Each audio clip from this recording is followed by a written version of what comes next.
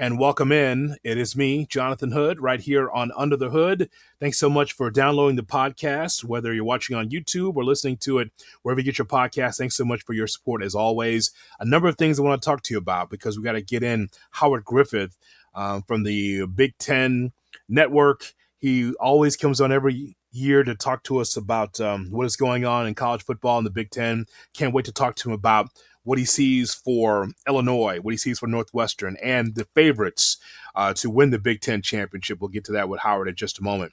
I just want to remind everybody that the Kap J-Hood Morning Show, you can hear me all the time on ESPN 1000 and also on the ESPN Chicago app. We're on YouTube as well. If you go to ESPN Chicago, you can subscribe to that. Our show is moving on September 2nd to 6 a.m. Central Time. So 6 to 9 a.m. Central Time. We'll be moving just an hour earlier. And I can't wait because plenty of Bears conversation, the Cubs in the playoffs. We'll be talking about that. But we hope that you can be able to be with us. If you can't be with us live, make sure you check out the podcast, Kap and J-Hood. So for those of you watching this, you know where to find me. But now it's going to be an hour earlier, 6 to 9 a.m. on ESPN 1000 and on the ESPN Chicago app. Looking forward to spending time with you an hour earlier, and I look forward to leaving the building an hour earlier at 9 a.m. Let's also talk about this. Are you going to Vegas when the Bears take on the Las Vegas Raiders? You should. It says there Mandalay Bay, and I know that because of what's happened with TrueFanTravel.com that the rooms have been sold out to Mandalay Bay. I know that there's rooms available at the Luxor. We just want you to go to TrueFanTravel.com. I want you to think about this. It's going to be Kap and I, Carmen and Yurko, Waddle and Sylvie, Bleck and Abdallah, Peggy and Dion, and so many others that will be there in Las Vegas for the Bears in a matchup against the Las Vegas Raiders. I hope that you can be able to be part of this once-in-a-lifetime experience. I've never gone through this before, and I've been in this for 30-plus years. I've never had, not just me, the entire staff going to one place to celebrate with you, the listener, you, the fan. It's going to be awesome. September 26th to 29th. Make sure you go to TrueFanTravel.com. The link will be in the bio of this podcast, by the way, so you can go right to it. But, yeah, that's going to be a lot of fun, something I've never done before. TrueFanTravel.com, ESPN Chicago in Las Vegas. As I mentioned, we're going to talk some college football coming up with Howard Griffith. But first, I want to talk to you about the Chicago Bears. So now that the preseason's over, we can't wait for the first game of the season when the Bears take on the Minnesota Vikings. I just want to kind of talk about my concern, not a negative, of my concern about the Chicago Bears, and that is not Caleb Williams. As I've Ben Johnson, my concern is the Bears' defense. I gave a thought about the Bears matchup against Kansas City. You can go back and check it out. It's in the YouTube of the Under the Hood podcast. But I talked about the defense getting gashed, and it's Patrick Mahomes and the Chiefs. First team, second team, that's going to be an issue. But I do want to just talk to you about my concerns on several levels. Number one, we know that Montez Sweat is healthy now, and that is a positive for the Chicago Bears. He had a shin injury last year, and so he's relatively healthy going into the season. So 5 sacks won't be good enough this year for Montez Sweat. More than 5 for sure. Now I want about Adingbo on the other side. Dio Adingbo is on the other side at right defensive end. What can Dio do to be able to help the other side as far as stopping the run, being able to rush the passer, get sacks, get pressure on the quarterback?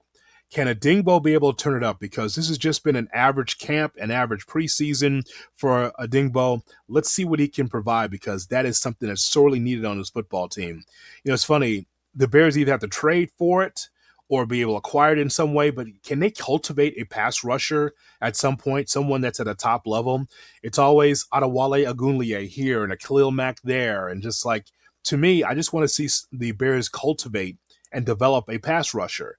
Montez Sweat comes from Washington. Adingbo comes from someplace else. Grady Jarrett comes from someplace else, from the Falcons. And so I look forward to seeing what Grady can bring, because the leadership's there. Now it's all about the production element of things, and Javon Dexter as well. So those guys it's so paramount that the Bears get this right from a pass rush standpoint. Let's see if the Bears can do it this year, that they can be able to provide a much better pass rush than last year. Last year, I thought there was some business decisions made by the Bears defense, and the ineffectiveness was there. The lack of production was there. And remember, Matt Eberflus is supposed to be a defensive coordinator that's supposed to unlock some of the mysteries of some of the players. That was not the case, obviously, last year. The secondary also is a concern, not a negative, but a concern.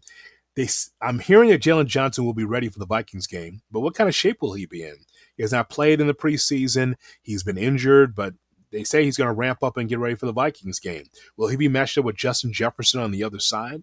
It's a big question mark for Jalen Johnson at one of the cornerback positions. And Jaquan Brisker also had to leave because of injury yesterday at training camp.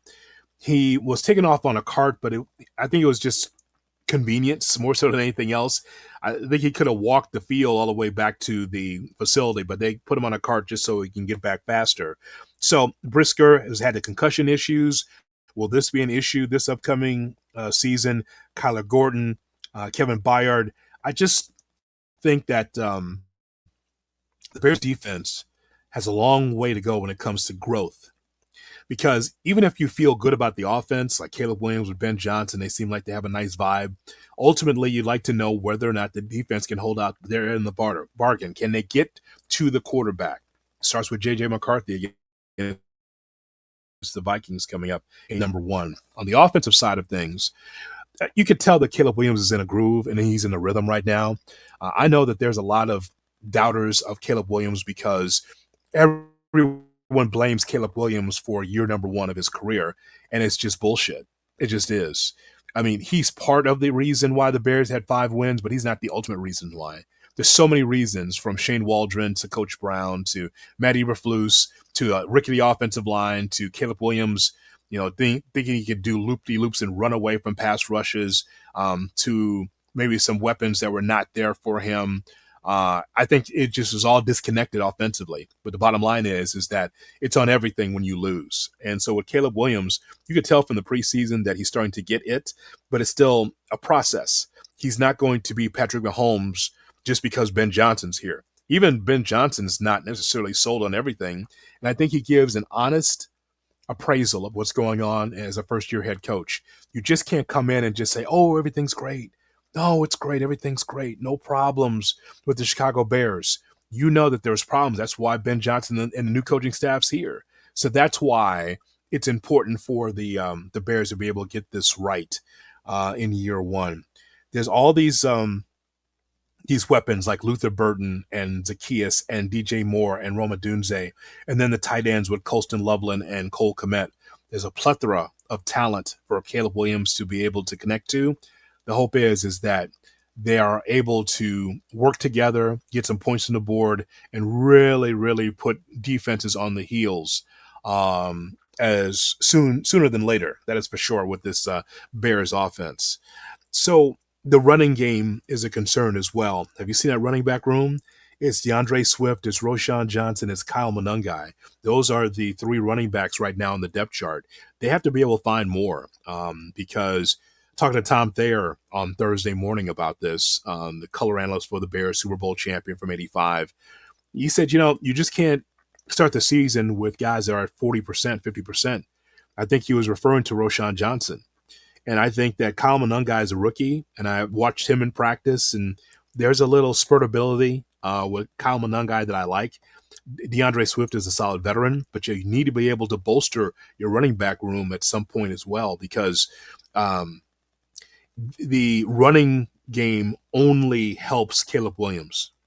It's a safety valve for him. It's a safety blanket for him that he could be able to have a solid running game along with the potent passing game that the Bears could be having this upcoming season. So they're not necessarily negatives, but in year one, there is some concerns and just trying to figure out how things work. And lastly, I know I buried the lead, but I'll just bring it up about the offensive line. So with Drew Dahlman and Joe Thuney and Jonah Jackson, all 3 guys have been solid in camp, and it's great that they're part of the Chicago Bears team. But I didn't hear a vote of confidence from Ben Johnson regarding Braxton Jones starting at left tackle. I think he will start at left tackle, but there was not the stamp of approval for Braxton Jones at left tackle. which means it seems like it's a little bit more open-ended. If they feel that Braxton Jones can't necessarily get the job done or not healthy enough, then you will see Theo Benedict, who has earned a spot on this roster as a backup. Karan Amagaje, he made the roster, and we'll see if he's going to be a guard or left or right guard at some point. Right now, he's listed as a third left tackle, but I think they're going to work with him to be inside. So I think ultimately, let me just tell you this, ultimately, when it comes to left tackle, I think the Chicago Bears are dismayed that Ozzie Trapillo is not more versatile at his spot. I saw him in person. He is a huge man, tall, huge guy. And Trapillo did some great work at Boston College. But I believe the Chicago Bears were taken aback that Ozzie Trapillo could not practice or flourish at left tackle. He's a right tackle. And who also plays right tackle for the Bears? Darnell Wright. If Darnell Wright continues to play well and Ozzie Trapillo is just a right tackle, you have redundancy at the position. Trapillo at some point as a young guy will have to be able to work at left tackle or inside or whatever. He just can't just play at one position. He's going to have to be more versatile for the Bears. Otherwise, you drafted a right tackle, and then the right tackle you already have, if Wright is still solid, you got to pay Darnell Wright at some point. So the Bears have to be able to figure that out at some point. We're presented by Neighborhood Housing Services of Chicago. Thank you so much for checking out the podcast. And we're going to do a lot more in the month of September. I'm just doing this for Labor Day weekend because we just want to just give a taste of the 53-man roster and see what the Bears are doing. We're going to talk some college football. But this is the spot when we talk Chicago Bears football and update you on what's happening with the Bears. Make sure that you subscribe to Under the Hood with Jonathan Hood. Even our shorts on YouTube, if you check out our podcast, our long-form podcast, they won't be so long. It'll just be drop-ins. But we're going to be really busy this fall because it's a very important time for the Chicago Bears. Very important time. So I hope that you subscribe and just share with people that what we're doing here with opinions about the Chicago Bears. And please leave your opinions on the Bears as well as we talk here. One other thing about what's happening with the Chicago Cubs, the Chicago National League Ball Club, the Chicago Cubs. So with this Cubs team led by Craig Counsell, I believe that the Cubs are a playoff team. I think you may feel that way as well, but they are just so above average and sometimes just average. They've lost their series against San Francisco, and I just think that Jed Hoyer is not all that people think that he is. I think that Jed Hoyer, as the head of the Chicago Cubs, he's not the general manager, but he makes all the decisions. I think that that Jed Hoyer talks a lot, and he's very affable to the media. But my issue with Jed Hoyer is that he talks a lot, but not a lot of action, not enough action. When we hear that the Chicago Cubs are willing to open up the wallet, do what it takes, they're all in, and then they have a trade deadline like they did this summer, it just shows you that the Chicago Cubs are not necessarily all in. They're all in to be able to get to the playoffs and try to break that drought. But for a Major League Baseball season that's wide open, and I've said this all summer, it's wide open. There are no favorites. San Diego's good. LA's good.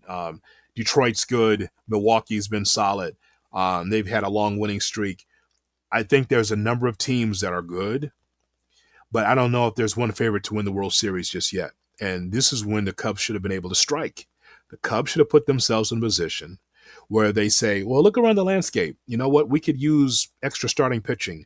We could use an extra bat. We could have used some, and it's just not working with this Cubs team right now. So the one thing I will always say is that no matter how much you root for your team and love your team, until you actually see a general manager or ownership show a commitment to winning, don't buy it. Absolutely not. Don't buy it.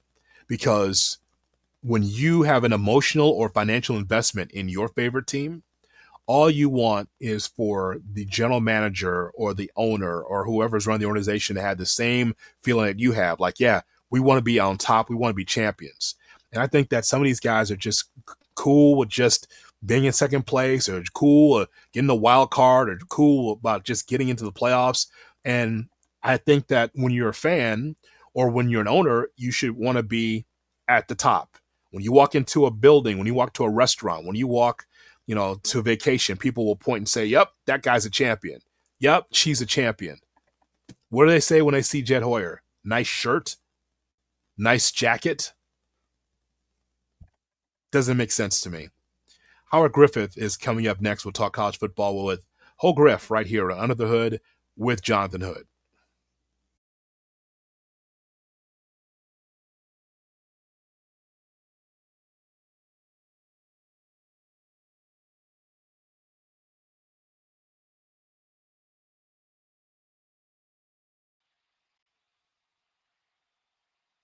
Howard Griffith for the Big Ten Network is with us here on Under the Hood with Jonathan Hood.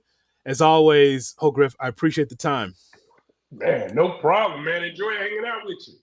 Yeah, every year we have to be able to talk about these things. So I can't wait for the season. It's going to be so great. I want to know what excites you most about the upcoming Big Ten season for you. I'd say this. As you start to, we've done our travels around to the different schools, and I think this year has the potential, if the quarterbacks play at the level that I think that they're capable of, this will probably be the deepest quarterback class or year that we've had since we've been covering this conference for 19 years. There are really some high-end guys that have an opportunity to become starters. There are some guys that were backups last year who now are going to be starters. And then you have the guys that are returning. But it's some talent out there. It's if they get anywhere close to their potential, I mean, this is going to be an unbelievable year. And I expect it to be, pretty much a dogfight to see who's going to win the Big Ten championship this year. Which camp impressed you most as far as players and coaches that you talked to? I didn't. So full disclosure, I didn't get to see everybody.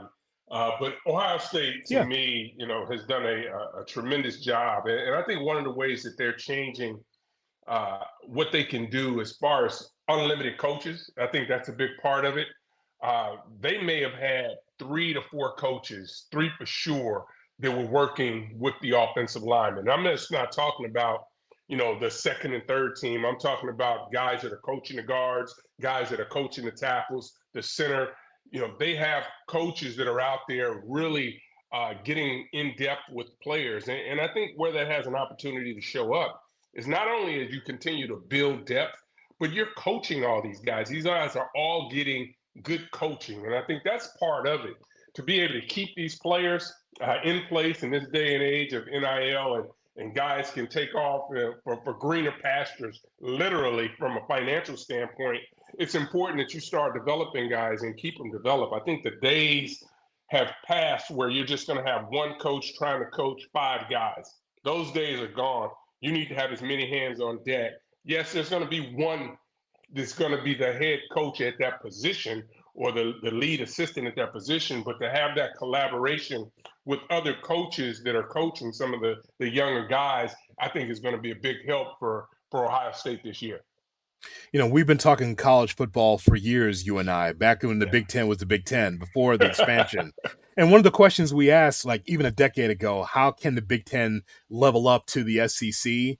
And it's a weird thing. I feel like the expansion and the amount of talent out there, it's one of those things where I thought, well, the talent will be stretched. There's no way the Big Ten can compete. But I feel like it strengthened the Big Ten. Does that make sense to you? Yeah, it does. And I'd say this too. NIL is changing as well. Yeah. Because guys that may have had a 3rd round grade and were ready to get out of town, all of a sudden are making $1 million. And they're like, I can get better and maybe I can be a 2nd or 1st rounder. That's what you saw from Michigan 2 years ago. That's what you saw from Ohio State this past year. And Penn State and Illinois are hoping that veteran-laden teams are going to help them have that success to get into the playoffs. So that's what we've really seen happen. The guys are continuing to develop and sticking around to get that extra year to improve their draft stock because they're making money right now that really is feeding that appetite that they may have for jumping to the next level, even if they have a 3rd or 4th round grade. You mentioned Penn State, and Penn State is going to the wedding or going to multiple weddings with family and friends, and it's always that one young lady. She works hard, and she's very well kept, and she's well spoken, and all these things, and she's always catching the bouquet, but never getting married. It Yeah. never seems to work out. That's Penn State. Mm-hmm. Always the bridesmaid, never the Fair. bride. So I need you to talk me into it this year. Like with Drew Aller at the top of his game at the quarterback Yeah. position, I think the running game is going to be solid with Singleton. But we talk about this every year. Penn State, watch out for them. But what holds them back from being able to be at the top? Because we always look forward to it, and they always fall short. It's some of the biggest games, and they got over that hurdle last year by getting into the playoff and having a run there. But what's held them back is not getting that elite play when they needed to, right? In those big games, they've got to come up with big plays. And as unbelievable and as talented as Drew Aller is, I think his next step is being able to make some of those plays in bigger games where they can say, okay, you know what? We can win this with your arm. And part of that issue has been the lack of production and explosiveness that they've been able to get out of that receiver group. They've gone into the portal and done a much better job this year. So they are poised to, I think, have a breakout year. What's a breakout year? They'll tell you it's about winning a championship. That's what they want to do. They've pushed all their chips to the middle of the table, and they've embraced it. They said we're going after a championship this year. The only issue is Oregon's going to have a lot to say about that. Michigan's going to have a lot to say about it. Ohio State. So there's going to be some teams out there that have an opportunity. And the thing about Penn State, we're not going to find out a lot about them early. It's going to be one of those things where here's the narrative. Okay, but who have they played? Okay, but who have they played? So it's going Yeah. to be that way for the first couple of weeks until they get deeper into their season for them to really be tested. Because in these early games, they should really go out and really dominate and control the line of scrimmage. So look at Illinois, man. I've been seeing everywhere else top 12 team. And I know you shaking your head like, well, where Yeah. the hell has this been? Like the acclaim.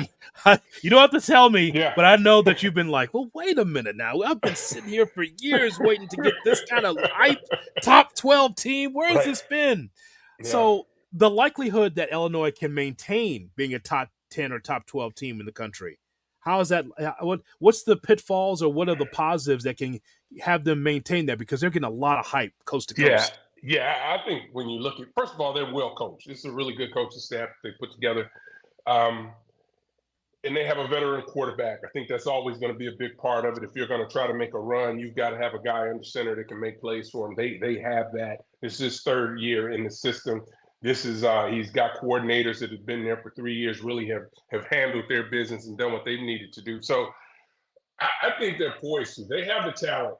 Obviously have to continue to upgrade and play at a high level. But this is a team I think that's put together and they're poised. I don't think that they're going to have the fat cat mentality that, oh, we did this last year, so we'll just be able to walk into this season and go out and be able to repeat and do some of the things that the same thing we did last year. But obviously, they're shooting to make the playoffs as well.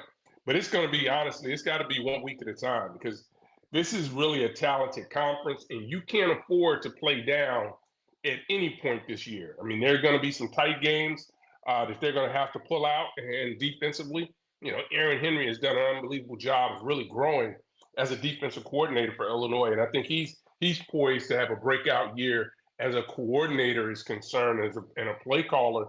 But this is a team that just has to go out and execute each and every week, and it's got to be that one game at a time mentality. I know that's coach speak, but that's the reality when you're a team that hasn't been accustomed to going to the dance Yeah. year after year after year. You fight the stuff that goes on in locker rooms at all. We did it last year. We'll be better this year, and that's not always the case. But having spent some time around that team this summer, there doesn't seem to be any room for guys just being lazy and resting on their laurels. They feel like they have a lot to prove, and they've gone out into the portal as well and gotten some receivers that I think are really going to help that pass game out. So Brett Bielema is the best Illinois coach they've had since. Woo, woo. Well, Here's the interesting thing, right? And how I'll tell far you why. how far back Yeah. you going? Hold on a That's, I second. mean, but so you've got, what John Malkovich was able to do. He Yeah, was yeah. consistent to PA to put some winners out there. And then Zook, had it here and there. But I think you might have to go back to Ron Zook when not Ron Zook, but John Malkovich when they were able to go back to back to back to bowl games and have that kind of success. It's really been unfortunate, but you think about it. I mean, how many times has Illinois won 10 games?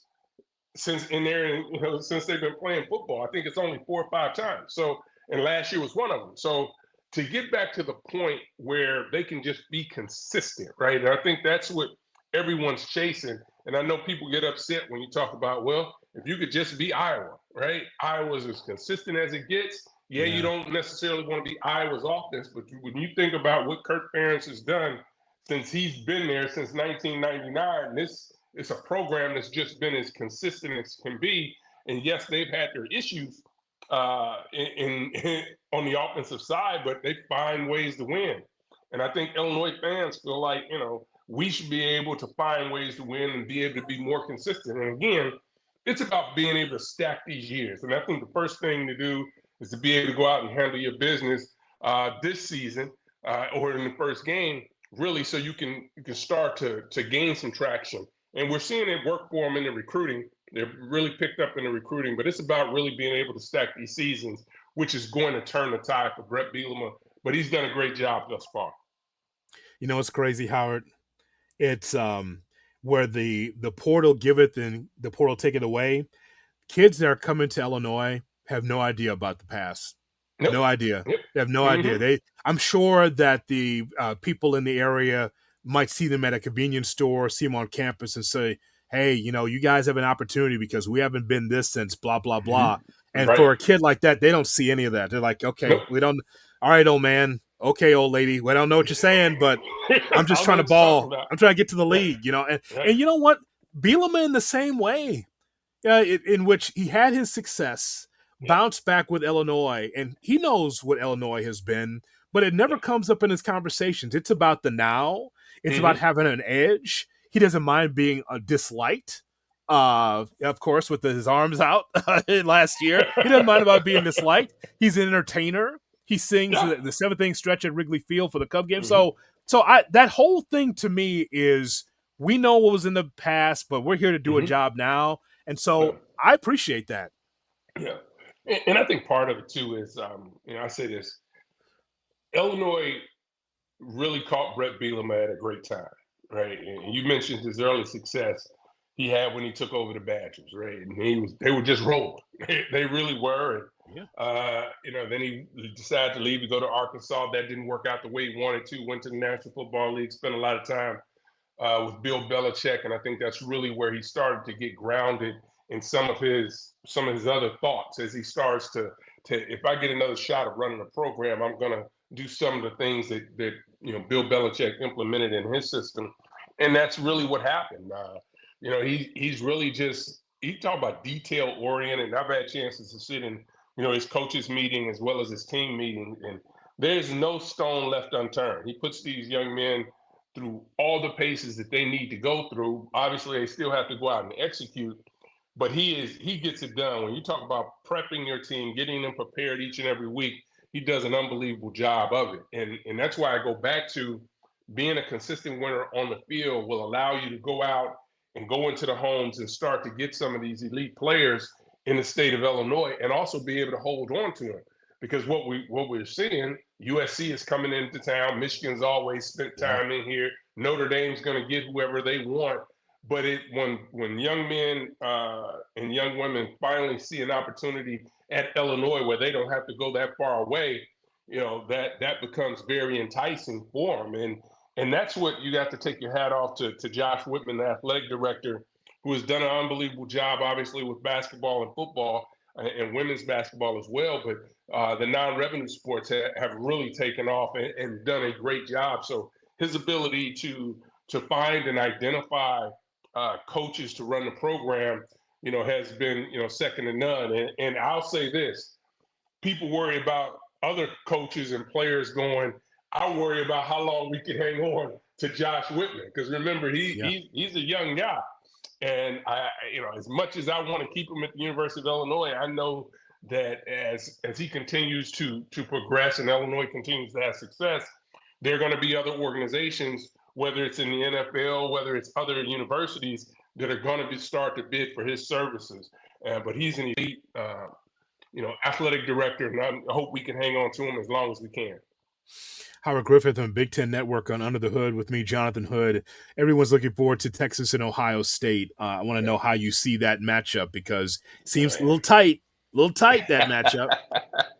You think about both these programs, 1 and 2, right? And Texas being number 1 in, I believe, what is the coaches poll? I forget which poll it is. But last year when they matched up, they had 26 NFL draft picks between the two of them.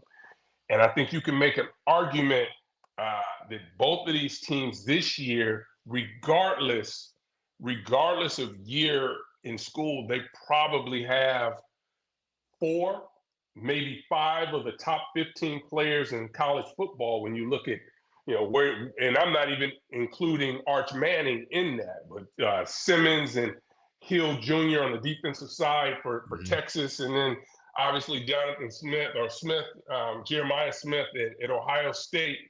Man, they're just unbelievable talent that's out there.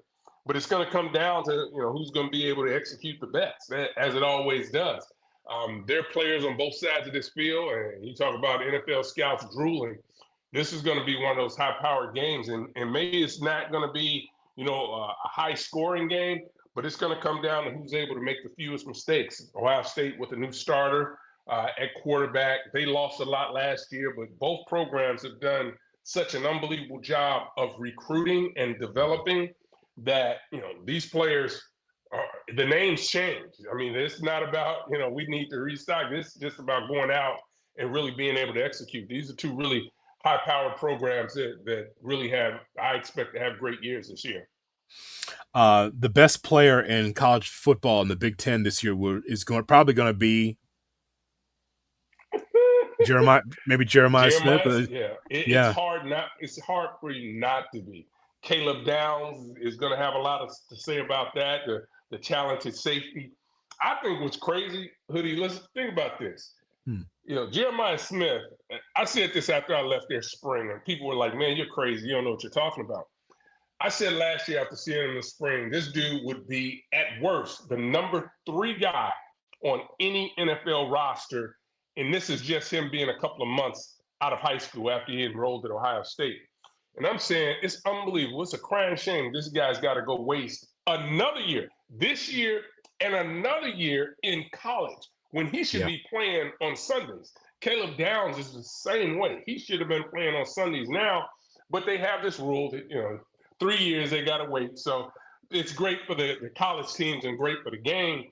But I mean, just his ability, talking about Smith, he's just off the charts.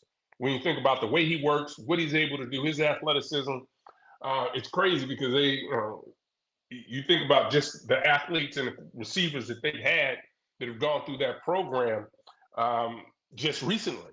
And they will all tell you that Jeremiah has the opportunity to be the best that's ever done it at Ohio State, if not ever done it in college football. So, they're loaded, but they've got a rookie. I won't call him a rookie, but they've got a first-year starter that's got to, play mistake-free. And it can't be Julian Sands having to worry about going out and winning the games himself. It's really about him taking advantage of the weapons that are around him. Carnell Tate from Chicago, another talented guy that I think will have a real breakout year this year, and Enos, the other third wide receiver. So they've got enough guys out there that can go up and down the field.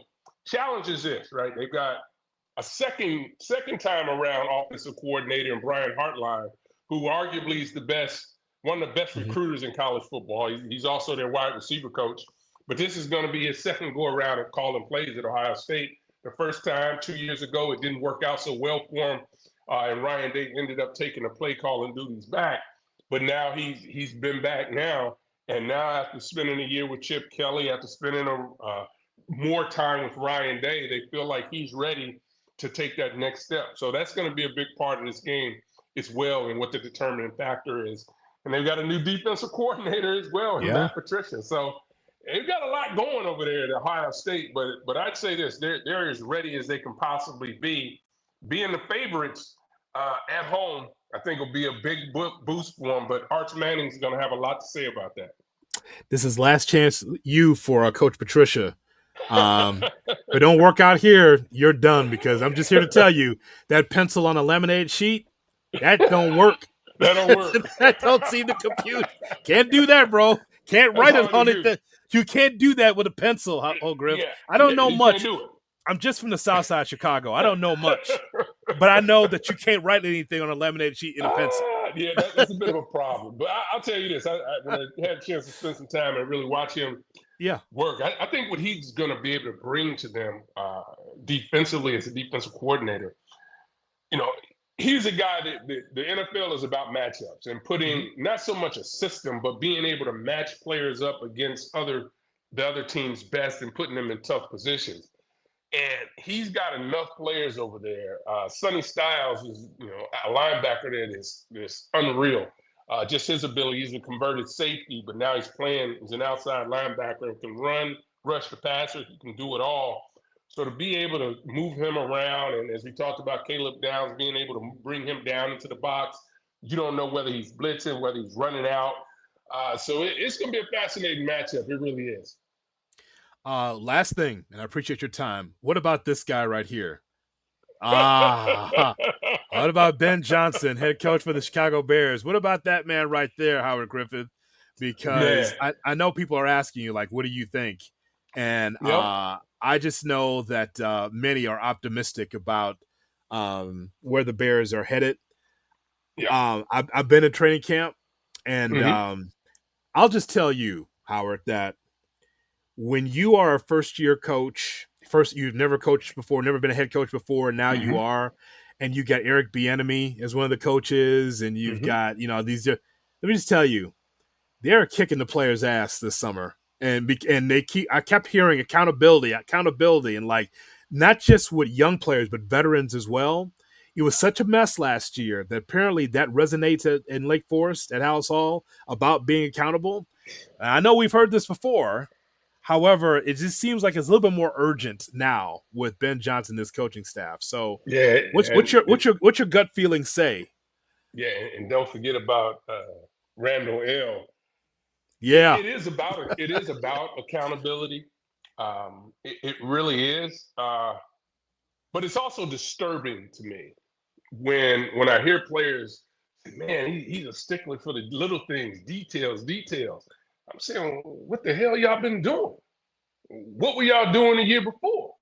Because remember, everything we hear, Hoodie, from these players when they're doing their interview, it's what was said at the front of the room in the team meeting room, and also when they break into offense, and whatever's being emphasized on the practice field and in meetings is regurgitated at the microphone by the players. Never fails if you want to know what's being said by the head coach. But after you get past that part of, okay, well, what the hell were they doing last year? It's like, all right, they're figuring it out. And the thing is, and the reason I bring up Randall Wells and you brought up Bieniemy, these are assistant coaches that aren't going to stand for any BS. If you're supposed to run that route at 11 and a half yards, 10 and a half yards, you better run it at 10 and a half yards. I don't care if you're the veteran making all the money, and I don't care if you're the undrafted free agent. This is what you better do. And the other side of this is, everyone understanding what the assignment is. And it's not going to be about freelancing and all of that stuff. You've got to play within the system. And I think that's going to be the biggest challenge I see when you talk about this offense. Is this thing doesn't happen overnight. It doesn't. The skills that Caleb has, are unquestioned. Yeah. But everybody wants to know, those that really follow the game, can he play inside of a system? The quarterback coaches, the offensive coordinator wants to know, okay, here's what we're thinking. It's 1st and 10. We pick up 5. This is going to be our next play. This is where we're going. And next thing you know, maybe it's not. they're not on the same page. And being able to play in the system means you can go through that entire game plan and you and the head coach or the offense coordinator are on the same page. But he is so immensely talented that he has been able to play outside systems and be able to make things happen. And that's the part that's exciting. That's why I think people get so excited. Well, you see a 2-minute drive and you just see it's just rhythm, rhythm, rhythm. And it's a little bit different when you slow things down because it's a progression. People have a first 15. Most teams still do that, but it's a reason for it. I want to see what the secondary is going to do. What is going to be the adjustments when we come out 3-by-1 or 2-by-2, or we have motion. I want to see all those things so now we can start to build a base for this game of play calling of where we need to go. And it's about being able to have, the quarterback being on the same page. And I'm by no stretch of the imagination saying that Caleb can't do that, but it takes time. This is not going to just happen overnight for guys to get some of those bad habits that are not conducive to what the system is about. But you should be excited. Everybody, Bears fans should be excited when you see what the program or what the organization has done to this point, going in a different direction, going with an offensive-minded head coach that is going to hold everyone accountable, with outstanding assistant coaches being a part of that. But it's still, this is a tough league. It's no doubt about it. And it's about growing each and every week and not making those same mistakes when you get out there on the field and being able to execute. Usually a general manager shops at the bottom shelf in Aldi's for players. But this guy right here, this guy here, Ryan Poles, he got everything from the top shelf as far as 2 tight ends and 3 or 4 wide receivers and 3 offensive linemen. It's like Noah's Ark. He got like 2 of everything or more to try to supply that. We're not used to that in Chicago. So you could tell the sense of urgency. The offensive line was raggedy. And so he got 3 new offensive linemen. He got another tight end to push Cole Kmet. He got 2 or 3 wide receivers. So you could just tell that they're trying to make sure that no stones unturned. While the process is going for Caleb Williams, they're trying to make it easier for him. And the next thing they got to do is add that into that running room, that running back room. That would help too.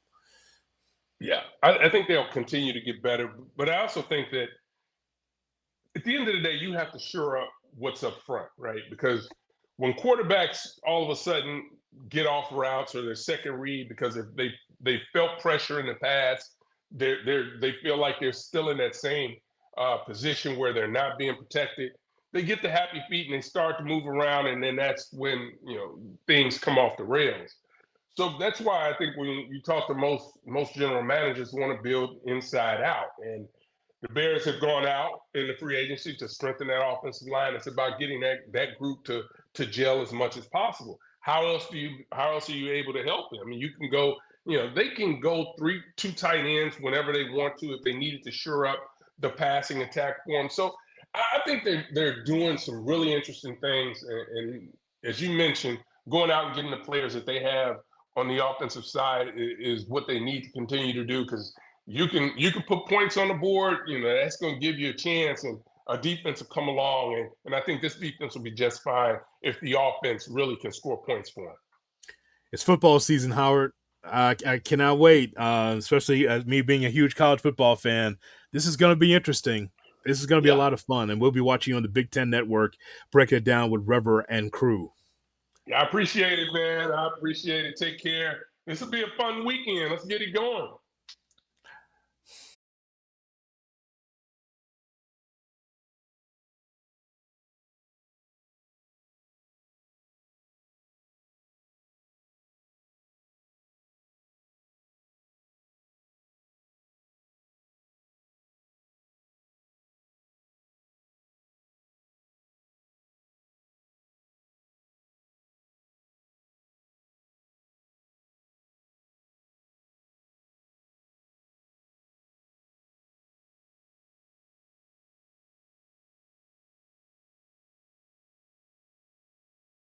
All right.